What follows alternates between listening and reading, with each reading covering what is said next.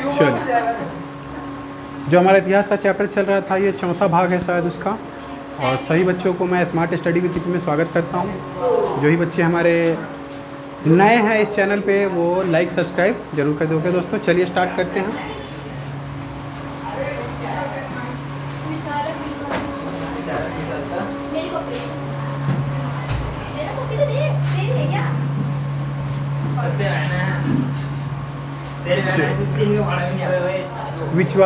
विचारक, विश्वास और इमारतें, बहुत सी चीजें। बिल्कुल बिल्कुल।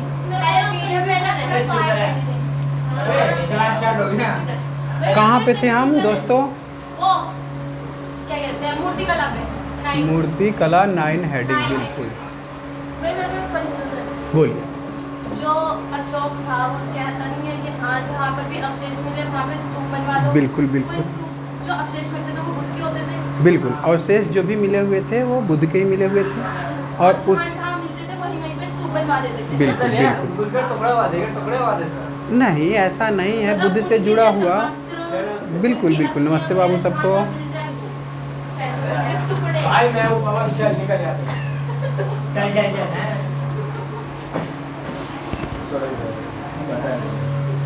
चल, मूर्ति कला ये हमारा हेडिंग है। ये क्या आ गया?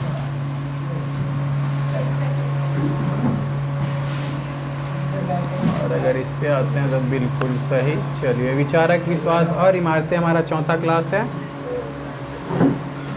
क्लियर है बिल्कुल?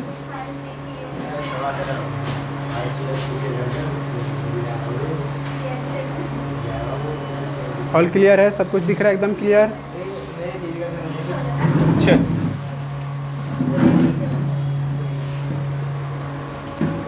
इस चीज़ को वहाँ ट्रांसफ़र कीजिए सबसे पीछे। हमने अभी अभी पढ़ा है कि किस तरह से स्तूपों से मूर्तियों को यूरोप ले जाया गया। बिल्कुल बात सही है। जिसको मिलता गया वो लोग उसको उठा करके ले जाता गया। और किसी ने अगर पूछा कि ये क्यों लेके जा रहे हो तो वो क्या कहता था? सिंपल सी बात है, कहता यही था कि हमारे से पहले जो अधिकारी थे वो भी तो लेके गए हुए थे, इसलिए हम भी लेके जा रहे हैं। आगे ऐसा इसलिए हुआ क्योंकि जिन लोगों ने मूर्तियों को देखा, हाँ, उन्हें ये खूबसूरत और मूल्यवान लगी। यानी वो मूर्ति कैसी होती थी? तो खूबसूरत और मूल्यवान, इसलिए वे उन्हें अपने लिए रखना चाहते। आइए हम इन मूर्तियों को ध्यान से देखें कि वो मूर्तियाँ होती कैसी थी। पत्थर में गढ़ी कथाएं। अब आप देखिए, एक चित्र बनाया हुआ होता है पेंटिंग, अगर जब तक उसकी व्याख्या नहीं करते हैं आप लोग, उसका कोई अर्थ नहीं होता। इस पेंटिंग का कोई अर्थ होता ही नहीं।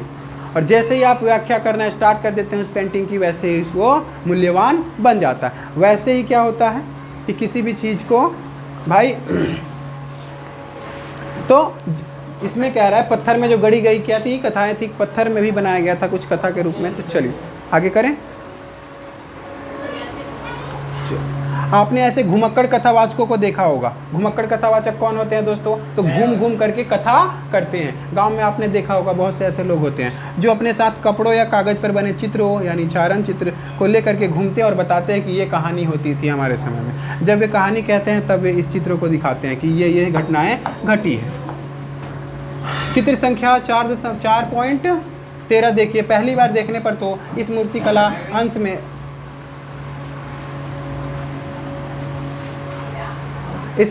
अंश में फूस की झोपड़ी और पेड़ों वाले ग्रामीण दृश्यों का चित्रण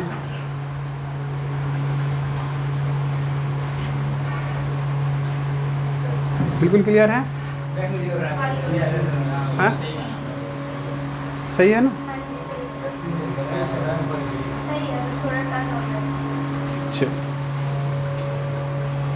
यानी कि देखिएगा, इस मूर्ति कला अंश में फूस की झोपड़ी का मतलब क्या होता है दोस्तों? गांव में जो बनी हुई होती है, जैसे आपने अभी के समय में देखा होगा किसी गाय बैल भैंस को पालने के लिए जो झोपड़ी बनाई जाती है उसे फूस की झोपड़ी कहते हैं। हाँ, फूस की झोपड़ी और पेड़ों वाले ग्रामीण दृश्यों का चित्रण दिखता है। परंतु वे कला इतिहासकार जिन्होंने सांची की इस मूर्ति कला का गहराई से अध्ययन किया है, इसे वेशांतर जातक से लिया गया हुआ है। कौन से लिया गया हुआ है? वेशांतर जातक से लिया गया हुआ है। एक दृश्य बताते हैं। यह कहानी एक ऐसे दानी राजकुमार के बारे में, किसके बारे में है? दानी राजकुमार। अर्थ ही सीधा सीधा पता चल गया। दानी का मतलब दान देने वाला राजकुमार, जिसने अपना सब कुछ एक ब्राह्मण को सौंप दिया और स्वयं अपनी पत्नी और बच्चों को लेकर साथ जंगल में रहने चला गया। जैसा कि इस उदाहरण से स्पष्ट है कि अक्सर इतिहासकार किसी मूर्तिकला की व्याख्या लिखित साक्ष्यों के साथ तुलना के द्वारा करते हैं। अब देखिएगा उपासना के प्रतीक। अब देखिए आज अक्सर आपने देखा होगा भगवान शंकर की उपासना उनके लिंग के द्वारा उसके ऊपर किया जाता है, उपासना किया जाता है ना। आप कृष्ण भगवान को देख सकते हैं, उनकी उपासना, उनकी मूर्ति। तो ये सब उपासना के प्रतीक क्या थे देखिएगा। बौद्ध मूर्तिकला को समझने के लिए कला इतिहासकारों को बुद्ध के चरित्र लेखन के बारे में बनानी पड़ती है, समझ बनानी। बिल्कुल बात सही। बुद्ध की चरित्र के बारे में पहले पढ़ो तभी उसके बारे में आप उपासना कर सकते हो। यानी किसी के जीवन के बारे में पहले पढ़ो तभी उसको अपना गुरु मानो और अपने आप को शिष्य बनाओ। पता नहीं कि वो कौन था, कैसे रहता था और लगे उसको भगवान मानने, क्या ये उचित है? उचित है ये? हैं? इसका मतलब ये है बेटा कि उचित नहीं है। देखिए अगर किसी व्यक्ति को आप जानते नहीं हो और लगे अंधभक्ति करने, उसके बारे में फैलाने, तो क्या आप उसको भगवान मानने लायक हो? नहीं हो। उपासना क्यों करोगे जब उसकी चरित्र के बारे में ही नहीं पता रहेगा। अब आजकल ऐसे बहुत सारे पाखंडी हैं, देख सकते हो आप, जो अपने आप को काली माता बताती है, अपने आप को हनुमान जी बताते हैं, अपने आप को ये भगवान बताते हैं, मेरे ऊपर ये भगवान आया हुआ। भगवान या कोई सा भी किसी के ऊपर नहीं आते, ये सब ढोंग होता है बेटा। और ये ढोंग करने वाले क्या होते हैं? ढोंगी होते हैं और पाखंडी होते हैं। बौद्ध चरित्र लेखन के अनुसार एक वृक्ष के नीचे ध्यान करते हुए बुद्ध को ज्ञान प्राप्ति हुई थी। 1 नंबर का सवाल, बुद्ध को ज्ञान प्राप्ति किस पेड़ के नीचे हुई थी? बरगद के पेड़ के नीचे। बरगद के पेड़ के नीचे हुआ, एक वृक्ष के नीचे। कई प्रारंभिक मूर्तिकारों ने बुद्ध को मानव रूप में न दिखा करके उनकी उपस्थिति प्रतीकों के माध्यम से दर्शाने का प्रयास किया। ज्ञान अपने आप को वो पहचानने निकले हुए थे ना बेटा, वो सत्य की खोज निकले हुए थे अपने आप, बस बैठ करके ध्यान मग्न थे, अपने आप के बारे में सोच रहे थे ज़्यादा। किसी भगवान की उपासना उन्होंने नहीं की थी, वो अपने आप को खोजे थे कि मैं कौन हूँ, और लोगों ने उसको भगवान बना दिया। वो नहीं पढ़ा था आपने, देखा नहीं था, उसमें कहा था कि मेरे बच्चे को जिंदा कर दो, तो कहते कि मृत्यु क्या है तुम पहले सोचो। एक माँ आई थी अपने बच्चे को जिंदा कराने के लिए, हमने पढ़ा था ना इसमें, उन्होंने कथा सुनाने लग गया था कि पहले मृत्यु को तो समझो। उदाहरण था रिक्त स्थान, इतना देखिएगा 4.14 बुद्ध के ध्यान की दशा तथा स्तूप चित्र संख्या 4.15 महापरिनिब्बाण के प्रतीक बन गए। चक्र का भी प्रतीक के रूप में पर्याय इस्तेमाल किया गया। चित्र संख्या 16 यह बुद्ध द्वारा सारनाथ में दिए गए पहले उपदेश का प्रतीक था। 1 नंबर का सवाल, बुद्ध ने पहला उपदेश कहाँ दिया था? सारनाथ में। सारनाथ क्या था? जगह का नाम है बेटा। पहला उपदेश बुद्ध का बिल्कुल सही है ना, उपदेश का प्रतीक था। जैसा कि स्पष्ट है कि ऐसी मूर्तिकला को अक्षरश नहीं समझा जा सकता है। उदाहरण, पेड़ का तात्पर्य केवल एक पेड़ नहीं था, वरन अब अभी आप देखिए, बोधि वृक्ष की पूजा चित्र में वृक्ष आसन और उसके चारों ओर जन समुदाय के चित्रण पर ध्यान दीजिएगा। स्तूप की पूजा नीचे बाईं ओर। अब इस चीज़ को पहले परखिए और देखिए क्या कह रहा है। ये क्या है? चक्र है। हाँ। किसके? चक्र। ये चक्र जो बनाया गया हुआ है, ये भविष्य का चक्र बनाया गया हुआ है, अशोक ने बनवाया था। अब इसका अर्थ हो गया हुआ है 24 घंटे। जो हमारे जब ये 1950 में जब इसको लगाया गया था, किस में लगाया गया था? तिरंगे झंडे में जब इसको लगाया गया था तो इसका प्रतीक बदल दिया गया हुआ था। दूसरा चित्र देखिए, ये चित्र क्या कह रहा है महापरिनिब्बाण के बारे में? ये क्या है? ये क्या है? अरे ये उल्टा ग्लास है। ये उल्टा ग्लास है। यहाँ पर झोपड़पट्टी है। नहीं, स्तूप है। स्तूप की पूजा कर रहे हैं, देखो ये स्तूप की पूजा कर रहे हैं। हाँ, एक प्रकार से मंदिर आप, हाँ हाँ। वो तो केले का पेड़ है, तो ये बोलो। आगे देखिए, ये वृक्ष के नीचे कैसे ध्यान मग्न है। यहाँ देखिए क्या कह रहा है कि नीचे बाईं ओर धर्म चक्र है और स्तूप की पूजा की जा रही है, चित्र के माध्यम से की जा रही है। इन सब चीज़ों को देख सकते हैं बड़े प्यार से। चक्र चक्र के बारे में हमें बताया गया था, जब वो जो अपना साधना के लिए बैठे हुए थे, उसके पीछे जो चक्र बना हुआ था ना, ये चक्र उसके पीठ पे था। छपा गया था। यानी कि आपको बताया गया हुआ है कि ये पेड़ पर छपा हुआ था पहले, और जब ये जब ज्ञान प्राप्त करने के बाद अपने आप ही अच्छा अच्छा अच्छा अच्छा अच्छा अच्छा ऑटोमेटिकली कहाँ, किसने बताया आप?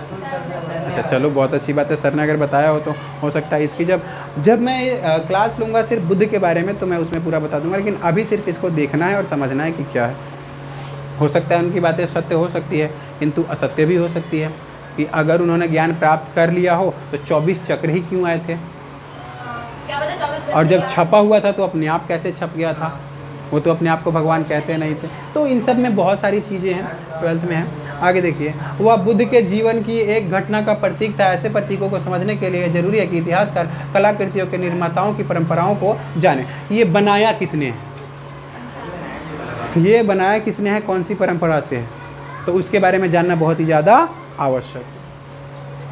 ऐसे प्रतीकों को लोक परंपराएं, लोक परंपराओं का मतलब होता है लोगों की क्या परंपरा थी। सांची में उत्कीर्ण बहुत सी अन्य मूर्तियां शायद बौद्ध मत से सीधी जुड़ी नहीं थी। इनमें से कुछ सुंदर स्त्रियां भी मूर्तियों में उत्कीर्ण है। ये देख सकते हो आप, ये स्त्री का चित्र उकेरा गया हुआ है ना। आगे उत्कीर्ण है जो तोरण द्वार के किनारे पर एक पेड़ पकड़कर झूलती हुई नजर आती है ना, दिखती है। शुरू में विद्वान इस मूर्ति के महत्व के बारे में थोड़े असमंजस्य में थे, यानी कि असमंजस्य का मतलब क्या होता है, कन्फ्यूजन इंग्लिश में कहते हैं। समझ में ही नहीं आ रहा था कि ये मूर्ति क्यों बनाई गई थी, किस लिए बनाई गई थी।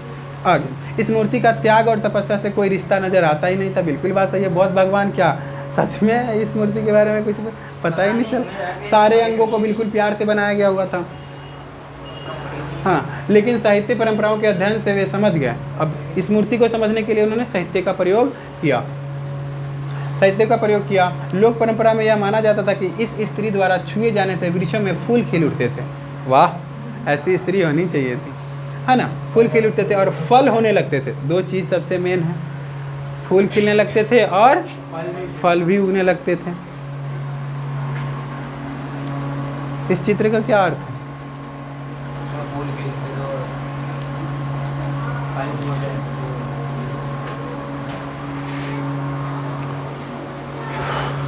आज कौन मिसिंग है, कौन कौन?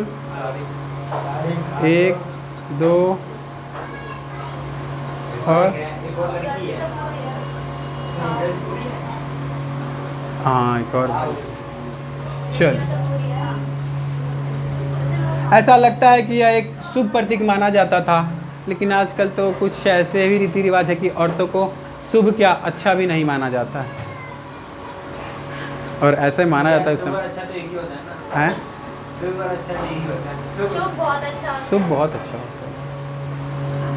आगे देखिएगा, और इस कारण स्तूप के अलंकरण में प्रयुक्त हुआ साल भंजिका की मूर्ति से पता चलता है कि जो लोग बौद्ध धर्म में आए उन्होंने बुद्ध पूर्व, बुद्ध से पहले और बुद्ध धर्म से इस इतर दूसरे विश्वास प्रथाओं और धारणाओं से बौद्ध धर्म को और भी ज़्यादा मजबूत किया, समृद्ध किया। सांची की मूर्तियों में पाए गए कई प्रतीक या चिन्ह निश्चय ही इन्हीं परंपराओं से उभरे थे। उदाहरण के लिए जानवरों के कुछ बहुत खूबसूरत उत्कीर्णन यहाँ पर पाए गए हैं। किसके? जानवरों के। अब देख सकते हैं इन जानवरों में हाथी, घोड़े, बंदर और गाय बैल शामिल हैं। हालांकि सांची में जातकों से ली गई जानवरों की कई कहानियां हैं। हाँ, अब जातक क्या है? एक किताब है, उससे जब कहानी ली गई थी तो माना जाता है कि जानवरों की कहानियाँ। ऐसा लगता है कि यहाँ पर लोगों को आकर्षित करने के लिए जानवरों का उत्कीर्णन किया गया था। साथ ही जानवरों को मनुष्य के गुणों के प्रतीक के रूप में भी इस्तेमाल किया जाता था। उदाहरण के लिए हाथी शक्ति, हाथी के पास सबसे ज़्यादा क्या पाया जाता है? शक्ति, और ज्ञान के प्रतीक माने जाते थे। इन प्रतीकों के कमल दल और हाथियों के बीच एक महिला की मूर्ति प्रमुख है। चित्र संख्या 4.19 में ये हाथी उनके ऊपर जल छिड़क रहे हैं जैसे वे उनका अभिषेक कर रहे हो। जहाँ कुछ इतिहासकार उन्हें बुद्ध की माँ माया से जोड़ते हैं कि वो जिस पे पानी छिड़क रहा है ना, वो बुद्ध की माँ माया है, ऐसे बोला गया हुआ है। हाँ, तो दूसरे इतिहासकार उन्हें एक लोकप्रिय देवी गजलक्ष्मी मानते हैं। दूसरे हाँ, तो कुछ इतिहासकार ये समझते हैं कि बुद्ध के ऊपर वो पानी की, बुद्ध की माँ के ऊपर वो क्या कर रही है? पानी की छिड़काव कर रही है। और कुछ लोग क्या कहते हैं कि वो गजलक्ष्मी है। हाथियों की रानी। हाँ, आगे, गजलक्ष्मी सौभाग्य लाने वाली देवी थी। 1 नंबर का सवाल, जिन्हें प्राय हाथियों के साथ जोड़ा जाता था। अब ये देखिए, इस तस्वीर को जरा गौर से देखिए। अब इसे शेषनाग का वो दे दिया जाए, ये शेषनाग है जिन्होंने पृथ्वी उठा रखी है। एक इस तस्वीर को देखिए, अजंता से एक चित्र, बैठे हुए व्यक्ति और उनके सेवकों पर गौर कीजिए। बैठा हुआ उसकी सेवा कर रहा है लोग। ये देखिए गजलक्ष्मी हाथियों से घिरे हुई, यहाँ हाथी है, यहाँ हाथी है, नीचे भी है। भाई बनाना अभी पर बना। तो मैं भी बनाने की बात कर रहा हूँ। हाथी नहीं दिखा दे वो दे। अरे तो चलिए ये देखिएगा, यह भी संभव है कि इन उत्कीर्णित मूर्तियों को देखने वाले उपासक, देखिएगा, हाँ, उपासक इसे माया और गजलक्ष्मी दोनों से जोड़ते हैं। कुछ लोग हैं कि माया कहते हैं, माया कौन थी, मम्मी बहुत अच्छी की और कुछ लोग इसको, कुछ लोग कहते हैं कि गजलक्ष्मी कहते हैं। अब देखिएगा कई स्तंभों पर दिखाए गए हैं कि सर्पों को भी देखिए, चित्र संख्या इतना में है। यह प्रतीक भी ऐसी लोक परंपराओं से लिया गया है, प्रतीक होता है जिनका ग्रंथों में हमेशा जिक्र नहीं होता था। दिलचस्प बात यह है कि कला पर लिखने वाले आधुनिक इतिहासकारों में एक शुरुआती आधुनिककार जेम्स फर्गूसन, नाम याद रखिएगा, जेम्स फर्गूसन ने सांची को वृक्ष और सर्प पूजा का केंद्र माना। क्या माना, केंद्र माना, पूजा का केंद्र। कौन सा, वृक्ष और सर्प की। अच्छा एक बात, मैंने अभी क्लास में देखा कि कुछ बच्चे चूहा से डरते हैं, लड़कियां अक्सर चूहा से डरती हैं, और वही लड़कियां मंदिर में जा कर के पत्थर की चूहे को पानी पिलाते हैं। सांप से तो वैसे डरना ही चाहिए दोस्तों, सांप जहरीला। लड़कियां पत्थर के चूहे को पानी पिलाते वो पी लेते हैं। अब ये उनकी धारणा होती है शायद, आज तक मैंने कभी सुना नहीं, पत्थर के चूहे को कौन पानी पिलाया। उसको भगवान भी मानते हैं।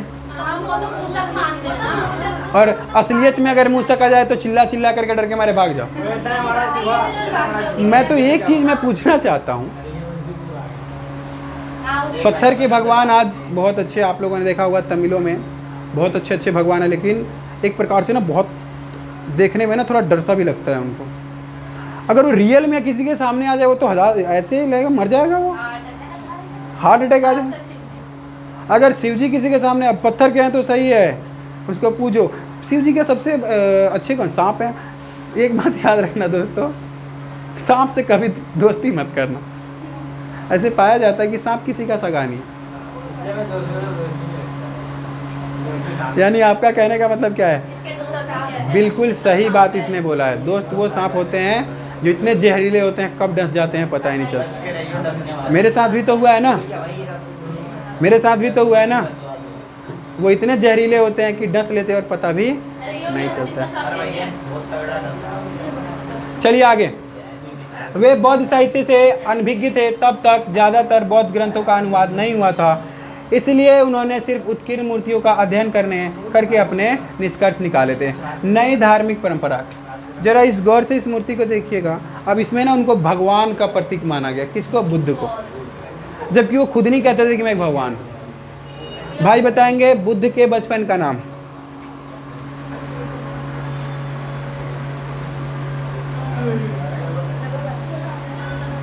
भाई बुद्ध के बचपन का नाम बताइए। बिल्कुल सही जवाब है सिद्धार्थ। तुम्हारा ध्यान किधर है, नवाब भैया इधर है। ये डायलॉग बहुत ज़्यादा फेमस हुआ था वरुण धवन के चक्कर में। तुम्हारा ध्यान किधर है, हीरो इधर है। पहली सदी की हाँ बुद्ध मूर्ति हाँ मथुरा से प्राप्त हुई है। इसमें देखिए इनको आशीर्वाद देते हुए और एक भगवान के प्रतीक दिखाए गए। भाई नया धार्मिक परंपरा महायान बौद्ध मत का विकास कैसे हुआ, चलो। ईसा की प्रथम सदी के बाद बौद्ध अवधारणाओं और व्यवहार में बदलाव नजर आते हैं। बदलाव शुरू हो गया, जैसे हमने उनको भगवान का रूप देना शुरू कर दिया, जबकि वो खुद क्या कहते हैं कि मैं भगवान नहीं, हम अंधभक्त हैं। आप लोग अंधभक्त हो कि किसी को भी आजकल भगवान तो वो एक छोटा सा बच्चा बन गया हुआ है। पहले प्रैक्टिस करता था बड़ा, मैंने उसको पूरा वीडियो देखा हुआ है। मैं उस बच्चे का पूरा एक मोटा सा गोलू मोलू है, एक मोटा सा गोलू मोलू है हाँ। और वो अब बड़ा अच्छा राधा जी के बारे में बोलता है। स्कूल जाने की आवश्यकता नहीं है उसको, स्कूल जाने की आवश्यकता नहीं है। अब वो कथावाचक बन गया हुआ है। इसको स्कूल जाना चाहिए, देश को शिक्षा में हिस्सेदार बनना चाहिए। अब वो कथावाचक बन गया, धंधा शुरू हो गया। और देखिए एक और बच्चा खूब हिलता है डुलता है अच्छी तरीके से, खूब हिलता है, उसके ऊपर माता आती है, बड़ा अच्छा, वो उसका पूरा पतला सा है, बिल्कुल सही। हाँ माता, बताओ, प्रैक्टिस बहुत अच्छा करता था वो, और आज देखो उसके ऊपर अब माता आती है। ऐसे अंधभक्ति भी छा गई है। तो इस अंधभक्तों से मैं कहूँगा, बेटा शिक्षा तो ज्ञान प्राप्त करो, शिक्षा तो लो पहले।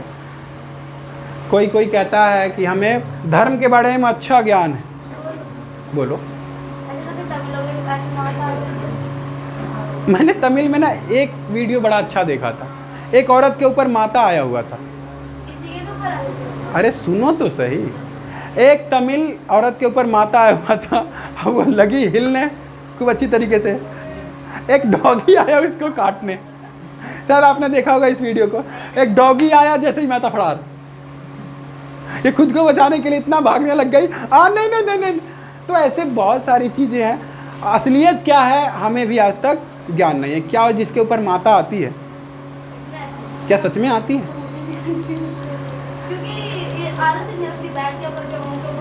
बताइए, ये लो, ओहो, बहुत ऐसी लड़कियां हैं जो अपने आप को, आप लोग माता हो, और ये सच्चाई है, इसको कोई झुठला नहीं सकता।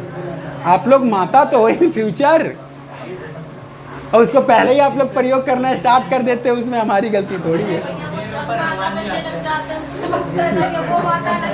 तो ऐसे, अरे ऐसा माना जाता है कि हनुमान जी तो अमर है, हनुमान जी तो अमर हैं, वो किसी के ऊपर क्या आ सकते हैं? चलिए,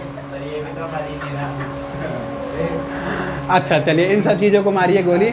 आज जिस दिन आपने एजुकेशन को अच्छी तरीके से समझ लिया, किसी भगवान को पूजना बंद कर दोगे, ये मेरा मानना है। आप सिर्फ अपने फ्यूचर पे ध्यान दोगे। बात के बाद है कि आप लोग विश्वास करो किसी पे, तो वो अलग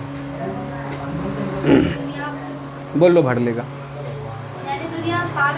दुनिया पागल नहीं है बेटा, विश्वास के ऊपर टिकी हुई है। अब कौन किस पे, अब विश्वास करो तो पत्थर भी भगवान है, ना करो तो भगवान भी पत्थर में। अरे ये सब बहुत अच्छी चीज़। चलिए इस चैप्टर को, यानी प्रथम शताब्दी में बौद्ध धर्म में बदलाव शुरू हो गया था। एक नंबर का सवाल आ सकता है, बौद्ध धर्म में बदलाव शुरू कब से शुरू हुआ? पहली शताब्दी से। प्रारंभिक बौद्ध मत में निब्बान के लिए व्यक्तिगत प्रयास को विशेष महत्व दिया गया। बुद्ध को भी एक मनुष्य समझा जाता था। देखिए बुद्ध को क्या समझा जाता था? मनुष्य, जिन्होंने व्यक्तिगत प्रयास से प्रबोधन और निब्बान प्राप्त किया, है ना। परंतु धीरे धीरे एक मुक्तिदाता की कल्पना उभरने लगी कि वही मुक्तिदाता है, वही सब कुछ है, वही भगवान है। धीरे धीरे अब वही हर चीज बन गए, है ना। आगे देखिएगा, यह विश्वास किया जाने लगा कि वे ही मुक्ति दिलवा सकते थे। अरे भाई, वो खुद मुक्ति के रास्ते पे चलने लगे थे कि मेरे को मुक्ति कैसे मिलेगी। अब देखो ना अंधभक्तों, वो खुद चलने लगे थे कि मेरे को मुक्ति कैसे मिलेगी, अब वही मुक्तिदाता बन गए। बताओ आगे। साथ साथ बोधिसत्व की अवधारणा भी उभरने लगी। हाँ, बोधिसत्व को परम करुणामय जीव माना गया, जो अपने सत्कार्यों से, सत्कार्यों का मतलब होता है सही कार्यों से, सत्कार्यों का मतलब होता है सही कार्यों से, सत्कार्यों से पुण्य कमाते थे। बिल्कुल बात सही, सही कार्य करोगे और पुण्य कमाओगे। लेकिन वे इस पुण्य का प्रयोग दुनिया को दुखों में छोड़ देने के लिए और निब्बान प्राप्ति के लिए नहीं करते थे, बल्कि वे इससे दूसरों की सहायता करते थे। बुद्ध और बोधिसत्वों की मूर्तियों की पूजा इस परंपरा का एक महत्वपूर्ण अंग बन गई। चिंतन की इस नई परंपरा को महायान के नाम से जाना गया। जिन लोगों ने इन विश्वासों को अपनाया, उन्होंने पुरानी परंपरा को हीनयान नाम से बोधित किया। हीनयान और थेरवाद, ये भी लिखना पड़ेगा आपको, ये पूछा जाएगा दोस्तों 1 या 2 नंबर के सवाल में। महायान के अनुयायी दूसरी बौद्ध परंपराओं के समर्थकों को हीनयान के अनुयायी कहते थे, लेकिन पुरातन परंपरा के अनुयायी खुद को थेरवादी कहते थे। इसका मतलब यह है, वे लोग जिन्होंने पुराने प्रतिष्ठित शिक्षकों, जिन्हें थेर कहते थे, के बताए रास्ते पर चलने वाले उसे थेर कहते थे। अब ये देखिएगा, पौराणिक हिंदू धर्म का उदय। आज अच्छे अच्छों का पोल खुलेगा और जाति का भेद खुलेगा। विष्णु का बड़ा अवतार, जिसमें उन्होंने पृथ्वी की देवी को बचाते हुए दिखाया है, लगभग 6ठी सदी एहोल कर्नाटक में। यानी इसमें दिखाया गया हुआ है कि पृथ्वी ये है, हाँ ये पृथ्वी है, अच्छा। ये माता के रूप में उसको दर्शाया गया हुआ है, वो देवी पितरी के रूप नहीं, वो गधा है भैया। गधा गधा का शुरू हो जाता है। काश आप लोग समझ जाते। वो गधा का शेप नहीं लग रहा। दांत देख उसके। गधा ही है वो। शायद हो सकता है, लेकिन पृथ्वी को माता के रूप में, देवी के रूप में इसमें दिखाया गया हो। अच्छा। यहाँ देखिए देवी के रूप में विष्णु का अवतार जिसमें दिखाया गया है बचाते हुए पृथ्वी देवी। अब देवी कब से हो गई पृथ्वी भाई? गधा है। ये तो नाम रख आज से 56 लाख वर्ष पहले कोई देवी क्यों नहीं था? हाँ बोलो। आज से 56 लाख वर्ष पहले कोई देवी क्यों नहीं था? मानव का उद्भव माना जाता है 56 लाख वर्ष पहले हुआ है। तो भारत माता को भारत माता की कहा जाता है। ये तो हमने माना है। आज़ादी के संघर्ष के लिए हमने इसका प्रतीक बनाया था कि भारत हमारी माता है, इसको कुछ नहीं। चल। मुक्तिदाता की कल्पना सिर्फ बौद्ध धर्म तक सीमित नहीं थी। हम पाते हैं कि इसी तरह के विश्वास एक अलग ढंग से उन परंपराओं में भी विकसित हो रहे थे जिन्हें आज हिंदू धर्म के नाम से जाना जाता है। इसमें वैष्णव व हिंदू परंपरा जिसमें विष्णु को सबसे महत्वपूर्ण देवता माना जाता है। अब हो सकता है कि विष्णु भी पैदा हुए होंगे और वो भी बुद्ध की तरह सत्य ज्ञान की खोज में गए होंगे। क्या पता। किसी को पता नहीं है। बस आज हम उनको क्या मानते हैं? ईश्वर मानते हैं। बौद्ध धर्म में भी तो बुद्ध को ईश्वर मानते हैं। तो हो सकता है ऐसा, लेकिन किसी को पता नहीं है।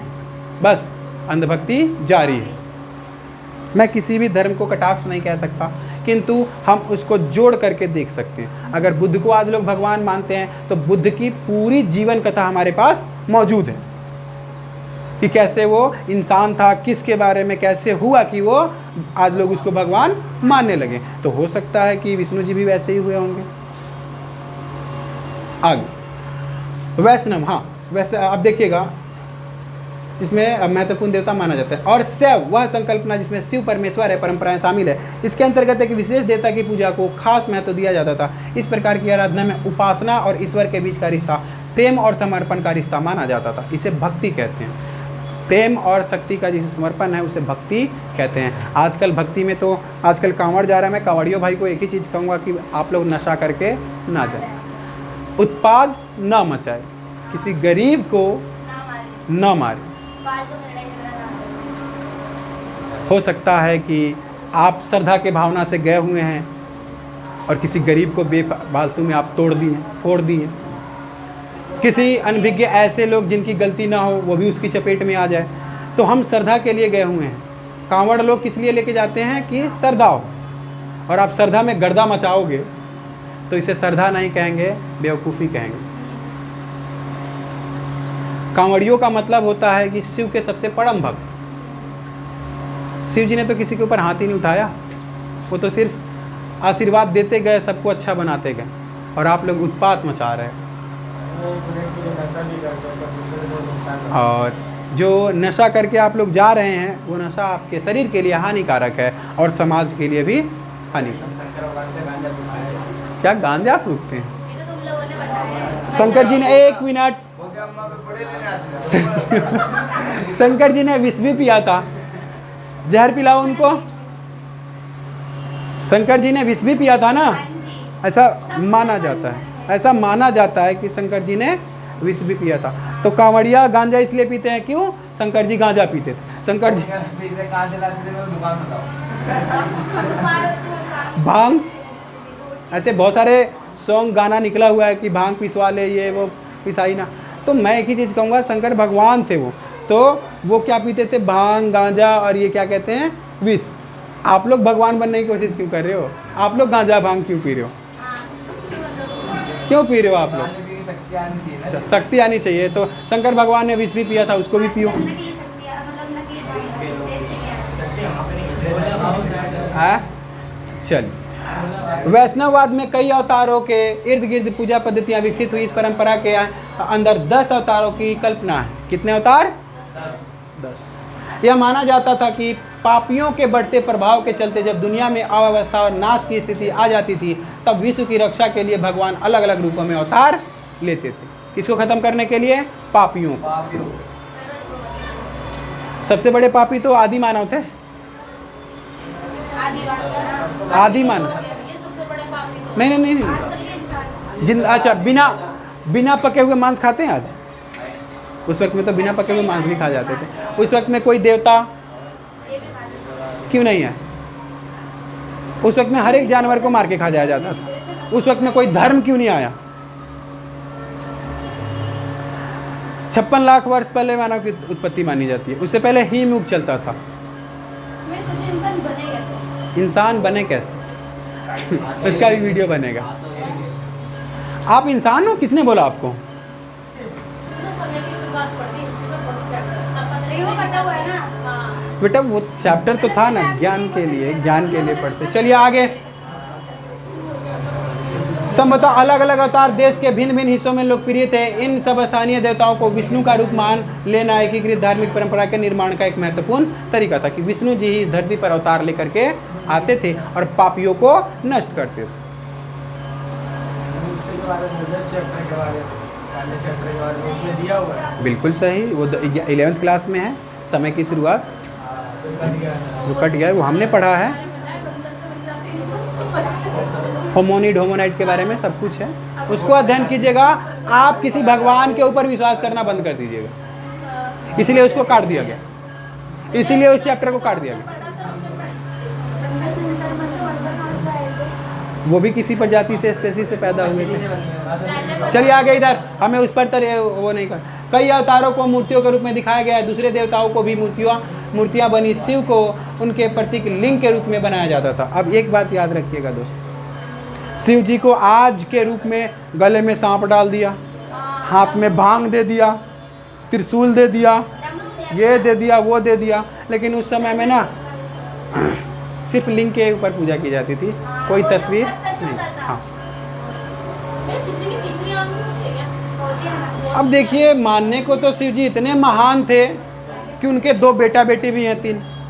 हाँ है ना, लड़की का नाम नहीं पता मुझे। 2 बेटे हैं ना, गणेश और कार्तिक। तो उनकी यानी परंपरा पूरी चलती हुई होगी।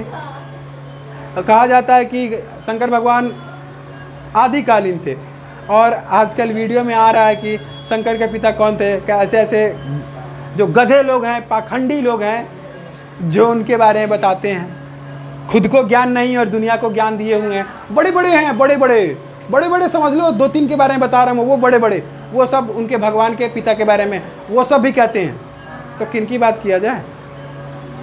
लहसुन प्याज किसी और चीज़ से बना हुआ है, वो कथावाचक कहता किसी और चीज़ से बना हुआ है। तो किसकी माने भाई, किसकी माने? लहसुन का लहसुन ही रोपा जाता है बेटा। हल्दी देखा है आपने, हल्दी कैसे उगता है? तो बस वैसे ही हल्दी को रोप करके ही हल्दी उगाया जाता है ना, वैसे ही एक जावा रोपा जाता है। एक जावा, लहसुन का एक जावा होता है, एक। अच्छा, जैसे मानव हाँ इसका, अच्छा सबसे पहले लहसुन कैसे?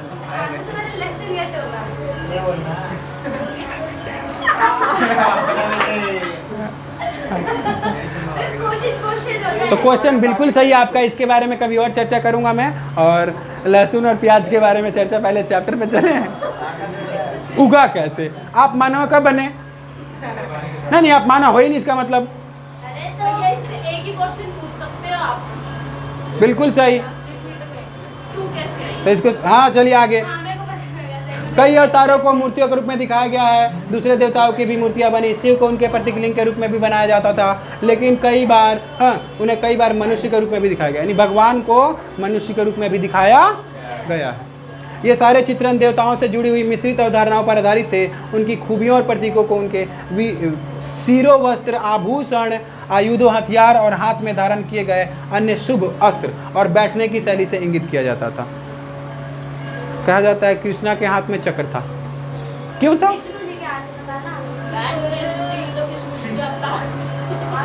आप भूल जाते हो बेटा, आप भूल जाते हो।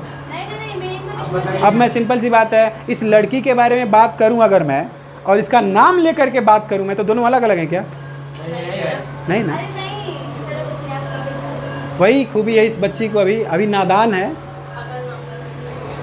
अभी नए नए तो 12th में आए हो, नई नई चीज़ें जानकारी जान रहे हो। है ना। तो चलिए आगे। अच्छा एक बात बताइए, फूल किस देवता के हाथ में है? सबके हाथ में, ब्रह्मा जी के हाथ में। ब्रह्मा जी के हाथ में। ब्रह्मा जी की पत्नी का नाम क्या है? होगा कोई? लक्ष्मी। सरस्वती माता। हाँ, सरस्वती माता। अच्छा एक बात बताओ, एक बात बताओ, अब आप बताओ बेटा, इस सृष्टि की रचना किसने की थी? ब्रह्मा जी। ब्रह्मा जी ने। एक बात बताओ मुझे, उन्होंने अपने बेटी से शादी की थी? पता नहीं। अब लो, जब पता ही नहीं है तो काहे के लिए पूछते हो? कहीं कहीं ब्रह्मा जी की पूजा होते हुए देखा आप लोगों ने? नहीं होती है, एक रील में फेमस है। नहीं होती है। आगे, इन मूर्तियों के अंकन का मतलब समझने के लिए इतिहासकारों को इनसे जुड़ी हुई कहानियों से परिचित होना पड़ता है। कई कहानियाँ प्रथम 1000 साल के यानी सहस्राब्दी के मध्य से ब्राह्मणों ने, अब देखो भगवान बनाया किसने? ब्राह्मणों ने। वो तो बाहर के लोग हैं ना। ब्राह्मणों द्वारा रचित पुराणों में पाई जाती है। आगे, इनमें बहुत से, अब देखिएगा,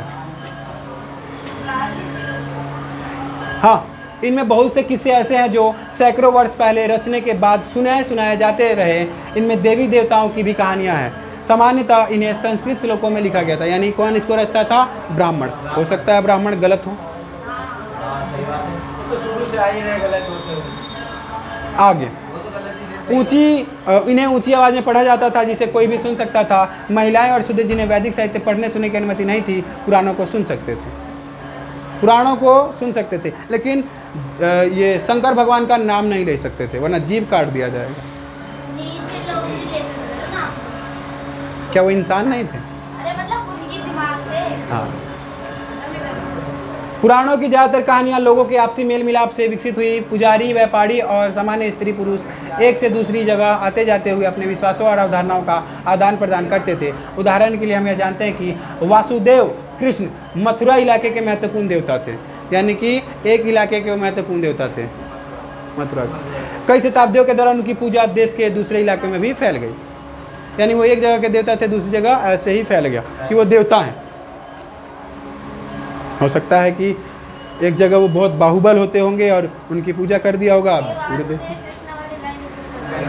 वासुदेव कृष्णा, यानी कि ये कहाँ के एक देवता थे? मथुरा के देवता थे, और आज देखो पूरे वर्ल्ड के देवता बन चुके हैं। दूसरे इलाके में भी फैल गई थी ना उनकी। हाँ, रसियन लोग भी आजकल पूजते हैं, और भी कुछ हैं जो कि तात्पर्य। मंदिरों का बनाया जाना, अब उन भगवानों को एक घर चाहिए था जो शायद भगवान थे, अब उनको एक घर चाहिए रहने के लिए। जिस समय सांची जैसी जगहों में स्तूप अपने विकसित रूप में आ गए थे, उसी समय देवी देवताओं की मूर्तियों को रखने के लिए सबसे पहले मंदिर भी बनाए गए। शुरू के मंदिर एक चौकोर कमरे के रूप में थे, जिन्हें गर्भगृह कहा जाता था। 1 नंबर का या 2 नंबर का सवाल पूछा जाता है। गर्भगृह क्या है? तो मंदिर की तरह, यानी कि जहाँ पे भगवान रहते थे। भगवान के रहने का स्थान का नाम क्या था? मंदिर। उसका दूसरा नाम? शुरुआत में उसका नाम क्या था? भैया मेरी नजरों में वो मार दिया। उसको कहते थे गर्भगृह। आगे, हाँ, गर्भगृह के ऊपर, हाँ अब देखिएगा कहाँ गया, हाँ गर्भगृह। इनमें एक दरवाजा होता था जिससे उपासक, यानी उनको पूजा करने वाले उपासक मूर्ति की पूजा करने के लिए भीतर प्रविष्ट हो सकता था। धीरे धीरे गर्भगृह के ऊपर एक ऊंचा ढांचा बनाया गया। आज देखो तो पूरे मंदिर के ऊपर ढांचा ही ढांचा बनाया गया हुआ है, बनाया जाने लगा, जिसे शिखर कहा जाता था।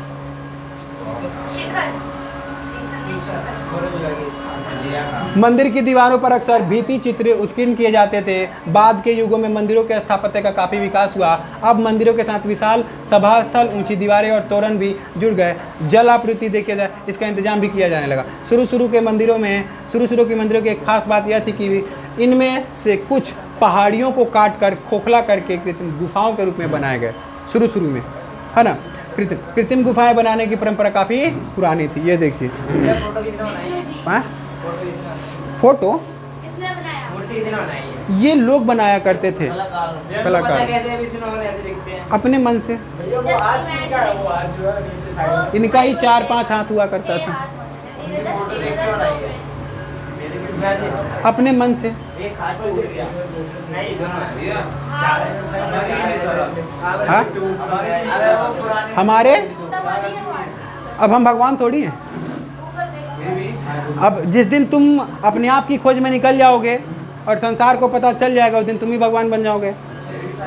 आपके 4 हाथ क्या, पूरे विश्व को आपने ही संभाला है। अरे वो मूवी नहीं सांप मारने वाले इसको बचा दो। अरे पूरे विश्व को आपने बनाया है। हमने ही बनाया। अरे वो मूवी नहीं थी, ओ माय गॉड में भी वो जो स्कूटर वाला भगवान बना देता था, वो बेचारा आप मूवी देखिए ना, कुछ उसे सीख लीजिए ना कुछ। ऐसे अंधभक्ति छाई हुई है आजकल, नए नए भगवान पैदा हो रहे हैं। खुद के माता पिता कहाँ हैं पता नहीं, और मैं कौन हूँ, भगवान। ऐसा बोलते हैं सब। शेषनाग पर आराम करते विष्णु की मूर्ति देवगढ़ उत्तर प्रदेश 5वीं सदी में मिला हुआ है। देखिए मिली थी मिली, बनाया हूँ यूपी में। यूपी। सबसे प्राचीन कृत्रिम गुफाएं ईसा पूर्व 3री सदी में अशोक के आदेश से आजीविक संप्रदाय के संतों के द्वारा बनाई गई थी। सबसे पुरानी गुफा किसने बनवाया था? अशोक ने। किसने बनाया था? अशोक ने बनवाया था। कब बनाया था? 3री सदी में ईसा पूर्व। बिहार के बाबा यह परंपरा अलग अलग चरणों में विकसित होती रही। इसका सबसे विकसित रूप में हमें 8वीं सदी के कैलाशनाथ, शिव का एक नाम। अब देखिए 8वीं सदी में कैलाशनाथ पैदा हुए थे, ये ऐसे गुफा है कहाँ? है ना। बराबर बिहार की गुफाएं लगभग है। जिला ये हाँ, बराबर लिखा हुआ है बिहार में। इधर देखिए कैलाशनाथ जी, शिव का दूसरा नाम कब से शुरू हुआ था? 8वीं सदी से। बिल्कुल। 8वीं मंदिर में नजर आता है जिसमें पूरी पहाड़ी काट कर उसे मंदिर का रूप दिया गया। यानी वो मंदिर पहले था ही नहीं, पहाड़ था, काट करके उसे कैलाशनाथ बनाया गया। अब क्या कह सकते हैं। शिव का एक नाम। एक ताम्रपत्र अभिलेख एलोरा के प्रमुख तक्षक द्वारा इसका निर्माण समाप्त करने के बाद इसके आश्चर्य को व्यक्त करना, हे भगवान यह मैंने कैसे बनाया, हे भगवान यह मैंने कैसे बनाया। ये देखो कैलाशनाथ मंदिर एलोरा महाराष्ट्र में, सारा ढांचा एक चट्टान को काट करके दिया गया। ये देखो ना, इसको पत्थर को काट करके बनाया हुआ है। और वो क्या कहता है, हे भगवान यह मैंने कैसे बनाया। काट पीट करके बना दिया, फिर कह रहा है अच्छा हे भगवान ये कैसे बना दिया मैंने। अधिकतर समय ये समय नहीं बता सकते हैं बेटा, ये बहुत समय लगता था। आसान है ऐसी मूर्ति कला बनाना, पहाड़ को काट कर। कितनी हेडिंग है इसमें बाकी? ये लास्ट है। यानी 4 क्लास इसमें लेनी पड़ गई। क्या हम सब कुछ देख समझ सकते? अरे सबसे मेन, क्या तुम लोग समझ सकते हो कुछ सच्चाई? ईश्वर, भगवान, बौद्ध, जैन, इन सब की सच्चाई समझ सकते हो आप? समझ सकते हैं। बताइए, बौद्ध को जानने के बाद आपको क्या पता चला? भगवान नहीं वो होते, भगवान नहीं थे, वो अपने आप को भगवान मानो। बनाया गया है। वो लोगों ने अपनी भगवान माना है। सोच की यात्रा में निकली है, सच की यात्रा। बिल्कुल, अपने को ढूंढने निकले थे। सच्चाई को ढूंढने निकले थे, अपने ही रहस्य को जानने के लिए निकले थे। लोगों ने उसको भगवान बना दिया। इससे पता चलता कि भैया हम पागल के साथ। बिल्कुल सही। अरे हम पागल ही तो थे, पूरा मनुष्य जाति पागल था, तभी तो कच्चा मांस खाता था। हाँ, पहले ये भी खाते थे। कच्चा मांस खाता था, और किसी भी जानवर को। उस वक्त में मैं कहता हूँ कोई ईश्वर अवतार लेकर के आते और हमें बताते, ए बाबू पहले इस चीज को समझो। उस समय में कोई ईश्वर अवतार लेकर के आते और कहते भविष्य वाणी होती ना पहले तो। तू हिंदू है, तू इस जानवर को मार के नहीं खा सकता। ए तू मुस्लिम है, तू इस जानवर को मार के नहीं खा सकता। ए तू जैन है, तू इस चीज को नहीं खा सकता। ए तू बुद्ध है, बौद्ध धर्म का है, तू इस जानवर को मार के नहीं खा सकता। ए तू ईसाई है, तू इस जानवर को मार के नहीं खा सकता। उस समय में कोई भगवान क्यों नहीं पैदा हुआ? और तो और अब इसमें एक और चीज मैं आपको बता देता हूँ ना, कोई भगवान क्यों नहीं आए बोले, और अग्नि देवता ही पहले नहीं आ पाए थे डर के मारे। वो तो चले जाओगे तो आए थे। वो डर के मारे इंसानों से नहीं आ रहे थे कि मेरा ही इस्तेमाल करना शुरू कर देगा, ये सब मेरा ही इस्तेमाल करना शुरू कर देगा। और आज देखो हर कोई इसका इस्तेमाल कर रहा है। शादी करने में जब कच्चा मांस खाते थे तो अग्नि देवता डरते थे, तो पका के खाते हैं अब तो पका के खाने लगे हो, अग्नि का इस्तेमाल करना जान चुके हो। उस वक्त में वही भगवान थे। भैया। अब जो जानवर वगैरह सब काट के खाते हैं तो ये नहीं देखते कि सभी भगवानों के पास अलग अलग तरीके के जानवर रखे रहते हैं। बिल्कुल। तो अब कैसे खा सकते हैं? तू तो खाती है। अब चुप ना, मैं नहीं खाती। मैं एक चीज़ आपसे पूछना चाहता हूँ, नवरात्रे चल रहा है, अभी का कोई सावन चल रहा है, तो ये सब की बात ना करो। भैया आप मेरे को सुना सकते देखिए आपने जो बताया कि किसी जानवर को हमने ईश्वरों के पास देखा है बैठ और उनका सवारी करते हुए हमने सुना है, हमने सच में तो नहीं देखा है ना सवारी करते हुए, ऐसा प्रतीक माना है कि बस। सच में तो आपने अच्छा, बात नहीं देखी। तो फिर अब ये भी देखो ना, सबसे मेन चीज़ ये देखो, हमने भप्पा गणपति भप्पा के बारे में नाम सुना है, उनकी सवारी मूसक है। कितना बड़ा हो सकता है वो मूसक? बहुत बड़ा। अच्छा, यानी वो बहुत बड़ा होगा तब उनके ऊपर सवार करेंगे वो। नहीं, छोटे में बैठ जाते ना। अच्छा, छोटे पे ही। अच्छा, गणेश जी छोटे हो जाते थे। ऐसी ऐसी मानसिकता वाले के लोग।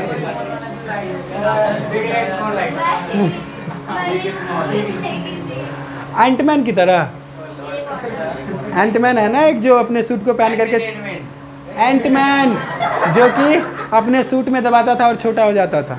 चलिए आगे। अब तक आपको हमारे अतीत की समृद्ध दृश्य परंपराओं की झलक मिल चुकी है। आपको अतीत के बारे में कुछ न कुछ झलक मिल चुकी है। आपने बहुत सी चीज़ें ऐसी जानी जो शायद आपने कभी नहीं जानी हो। अब हर चीज़ पे आप सवाल उठा सकते हो। आगे, ये परंपराएं ईंट और पत्थर से निर्मित स्थापत्य कला, मूर्ति कला और चित्रकला के रूप में हमारे सामने आई है। यानी ये सब कलाएं हमारे पास इन चीज़ों से आई। हमने पाया कि समय के बहाव में बहुत कुछ नष्ट हो गया है, लेकिन जो बचा है और संरक्षित है वह हमें इन भव्य कलाकृतियों के निर्माताओं, कलाकारों, मूर्तिकारों, राजगीरों और वास्तुकारों की दृष्टि से परिचित कराता है कि वो कौन बनाया था, कैसे बनाया हुआ होगा। लेकिन क्या हम इनके संदेश को बिना दुविधा के अपने आप समझ सकते हैं? नहीं समझ सकते हैं, दुविधा होगा। क्या बताया था उन्होंने, क्या नहीं।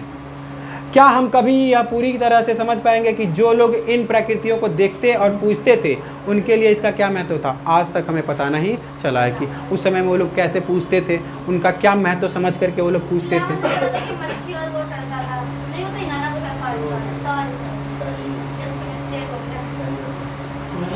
अब देखिए, अनजाने को समझने की कोशिश, क्योंकि वो सब तो अनजान है ना। आज भी देखो, अगर मैं किसी को पूछूंगा कि बताइए सच में शिव भगवान की कैसे पूजा की जाए, तो उसको पता नहीं। अगर मैं किसी से सच में पूछूंगा कि विष्णु भगवान की कैसे पूजा की, तो सच में पता नहीं।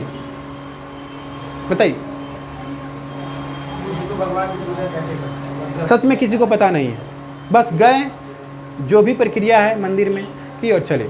वो सब हम कैसे सीखे हैं? देख देख करके। हम मम्मी को देख करके सीखे हैं या तो फिर किसी बड़े बुजुर्ग को देख करके सीखे, लेकिन हमें सच में पता नहीं है कि ये पूजा करते क्यों हैं, हम पूजा किस लिए किया। ये परंपरा चली हुई आई है, बस हम निभाते हुए आ रहे हैं। यह स्मरणीय है कि यूरोप के विद्वानों ने 19वीं सदी में जब देवी देवताओं की मूर्तियां देखी तो वे इसकी पृष्ठभूमि और महत्व को नहीं समझ पाए। कई सिरों, हाथों वाली या मनुष्य और जानवर के रूपों को मिलाकर बनाई गई मूर्तियां उन्हें विकृत यानी अलग लगती थी और कई बार वे घृणा से भर जाते थे। अब देखिए, भगवान जो थे, कई कई सर बना दिया जाता था उनका, कई कई हाथ निकाल दिए जाते थे, तो वो लोग घृणा भी करते थे। यार कैसे इंसान होंगे यहाँ के, कि एक इंसान का इतना सारा हाथ निकाल करके बना दिया, उसको भगवान बना दिया। कभी कभी घृणा भी करते थे। आगे, इन शुरू में के विद्वानों ने ऐसी अजीबोगरीब मूर्तियों की समझ बनाने के लिए उनकी तुलना एक ऐसी परंपरा से की जिससे वे परिचित थे। यह थी प्राचीन यूनान की कला परंपरा। हालांकि